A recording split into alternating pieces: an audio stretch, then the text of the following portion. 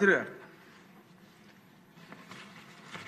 అధ్యక్ష, 2014-19లో ముఖ్యమంత్రి గారి యొక్క ఆదేశం ప్రకారం ఆ రోజు ప్రతి పేదవాడికి మంచి ఇల్లు ఇవ్వాలనే ఉద్దేశంతో 7,01,480 ఇళ్ళు యాక్చువల్గా శాంక్షన్ చేశాం. అందులో 4,54,704 ఇళ్ళు టెండర్ పిలిచి గ్రౌండ్ చేశాం అధ్యక్ష.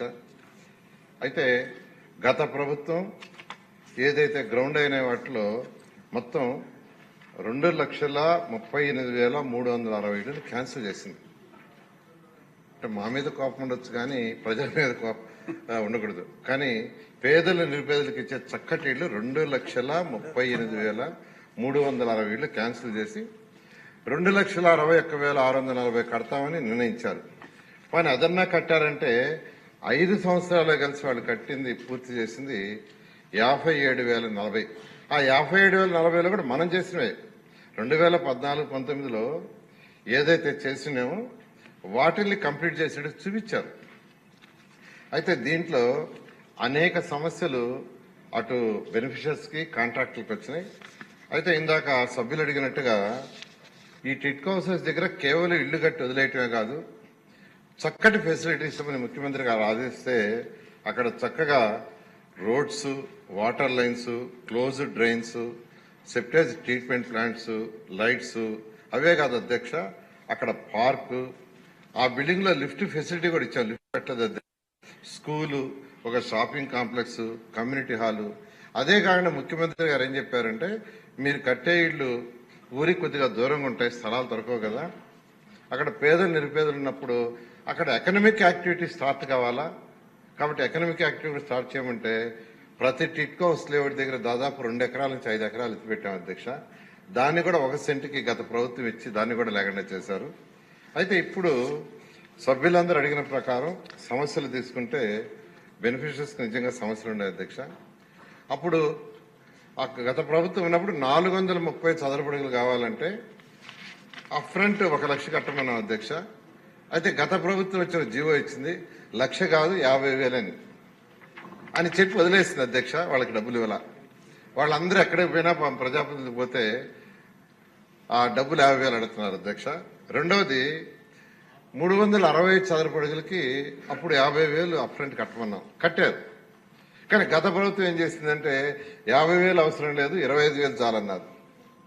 మొత్తం మీద ఏదైతే వాళ్ళు జీవో ఇచ్చి తగ్గించారో దానికి 350 కోట్లు రీపేమెంట్ చేయాలా. జీవో ఇచ్చి వదిలేస్తారు కానీ వాళ్ళకి రీపేమెంట్ చేయలేదు అధ్యక్ష. దాన్నే ఈరోజు సభ్యులు మన ఎక్కడికి పోయినా టిట్కో హౌస్ దగ్గర పోయినా పట్టుకుంటాను, నేను పోయినా పట్టుకుంటాను అధ్యక్ష. నేను పోయినా యాక్చువల్గా మా డబ్బులు ఎప్పుడు రిటర్న్ ఇస్తారు, ఇంతకాలం అయిందని. గత ప్రభుత్వం చేసిన అవకతవకలు, ఫైనాన్షియల్ ప్లానింగ్ లేకుండా జీవోలు ఇచ్చేసి గాలికి వదిలేసి ప్రజలను ఇబ్బంది పెట్టింది అధ్యక్ష. అదేవిధంగా మరొక సమస్య అధ్యక్ష, ఇళ్లు ఇవ్వకుండానే వాళ్ళ మీద లోన్ రైజ్ చేసినారు అధ్యక్ష. మొత్తం 77,606 మంది మీద 77,606 మంది మీద 2,275 కోట్లు రైజ్ చేసింది. 2,275 కోట్లు. ఇందులో 40,570 మందికి అసలు ఇల్లు ఇవ్వాల. లోన్ రైజ్ చేసింది 77,600 మంది మీద. వాళ్ళలో 40,570 మందికి ఇల్లు ఇవ్వలేదు. వాళ్ళకి ఈఎంఐలు వస్తున్నాయి, వాళ్ళు ఎన్పి అవుతుంది వాళ్ళ అకౌంట్స్. ఇప్పుడు యాక్చువల్గా మనం కంప్లీట్ చేయాలని బ్యాంకులోకి పోతే బ్యాంక్ వాళ్ళు మీరు కూడా అగ్రిమెంట్లో ఉండారు కాబట్టి ఆ డబ్బులు కట్టమని కూర్చున్నారు. అయితే ఎవరికైతే ఇల్లు ఇవ్వకుండా బ్యాంక్ లోన్ రైజ్ చేశారో అది కట్టడానికి ముఖ్యమంత్రి గారు అడిగాం. 140 కోట్లు యాక్చువల్గా ముఖ్యమంత్రి గారు శాంక్షన్ చేశారు. ఎందుకంటే 140 కోట్లు ఫస్ట్ బ్యాంక్కి కడితే వాళ్ళ యొక్క అకౌంట్స్ ఎన్పి కావు, దానికి శాంక్షన్ చేశారు. ఆ ఫైల్ ఆల్మోస్ట్ ఫైనాన్స్ టెక్నికల్ గా చిన్న ఇష్యూలో ఫైనాన్షియల్ డిపార్ట్మెంట్ మా డిపార్ట్మెంట్ వస్తుంది, అది కూడా వారంలో కంప్లీట్ అవుతుంది. అది ఇవ్వగానే ఆ యొక్క 140 కోట్లు కట్టడం జరుగుతుంది అధ్యక్ష. Interest and instalment interest and instalment అంటే ఇల్లే ఇవ్వకుండా లోన్ ఎలాగా ఉంటుందండి? కట్నం ఇల్లు జప్తు చేసుకోమన్నాడు అనుకోండి, అతని పేరు మీద ఇల్లే బ్యాంక్ వాళ్ళకి ఏం లేదు అధ్యక్ష. అయితే ట్రైపార్టీ అగ్రిమెంట్ గవర్నమెంట్ ఉంది, పేదలు నిరుపేదలు వాళ్ళు ఇబ్బంది పెట్టకూడదు కాబట్టి ఇప్పుడు వాళ్ళకి ఇల్లు ఇస్తారు. వాళ్ళకి ఇల్లు ఇస్తాం అధ్యక్ష. వాళ్ళందరికీ ఎవరికైతే ఉందో వాళ్ళకి ఇల్లు ఇవ్వటం జరుగుతుంది అధ్యక్ష. సభ్యులు చెప్పినట్టు ఏంటంటే కొన్ని క్యాన్సిల్ చేసి వేరే వాళ్ళకి ఇచ్చారు యాక్చువల్ గా. దాని మీద కూడా ఎంక్వైరీ చేసి జరుగుతుంది అధ్యక్ష. కొన్ని ఐడెంటిఫై అయినాయి కూడా. ఎవరైతే ఐడెంటిఫై అయ్యాయో వాళ్ళకి క్యాన్సిల్ చేయమని ఒక జియో నెంబర్ 39 ఇచ్చాం అధ్యక్ష. జియో నెంబర్ 39లో ఇన్ఎలిజిబిలిటీ వాళ్ళకి ఎవరికైనా ఇచ్చుంటే క్యాన్సిల్ చేసి ఎలిజిబిలిటీ వాళ్ళకి ఏమైనా యాక్చువల్గా ఇచ్చాము. అక్కడ ఇన్ఛార్జ్ మంత్రికి యాక్చువల్ గా మేజర్ గా చేసేటట్టుగా ఇవ్వటం జరిగింది అధ్యక్ష. ఈ విధంగా ఈరోజు వీళ్లే కాదు అధ్యక్ష, ఇంకా తీసుకుంటే రంగులు చక్కటి రంగులు వేస్తే రంగులన్నీ మార్చేశారు. పని మార్చారంటే దానికి ఎస్టిమేషన్ వేసి టెండర్ వేసి పిలిచారంటే ఏమీ లేదు. నోటి మాట చెప్పారు, కాంట్రాక్టులు చేశారు. 300 కోట్లు అంటే అధ్యక్ష.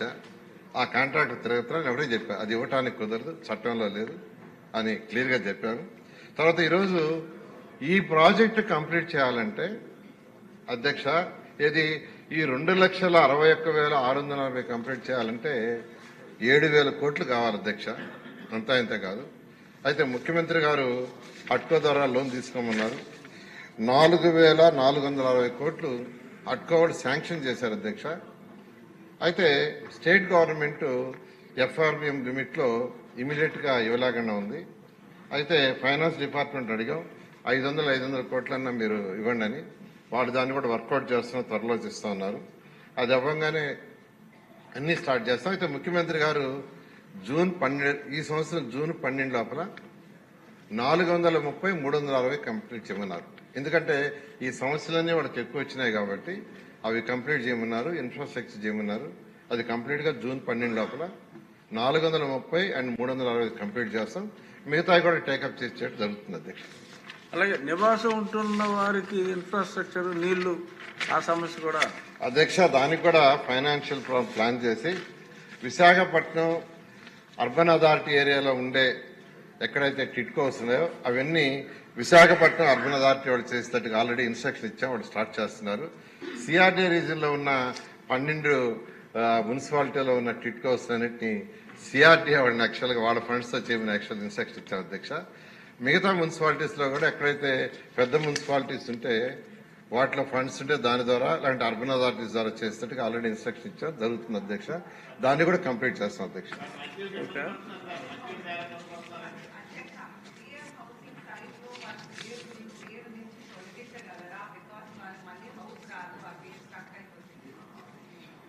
అధ్యక్ష మేడం గారు పిఎంఎస్ సైట్ లో ఒకరి పేరు అవి తొలగించగలరని అడిగారు. దాన్ని పరిశీలిస్తాం అధ్యక్ష. ఏది ప్రాబ్లం ఏందో మేడంతోనే మళ్ళీ డిస్కస్ చేసి స్పెసిఫిక్ గాను చేయడం జరుగుతుంది అధ్యక్ష.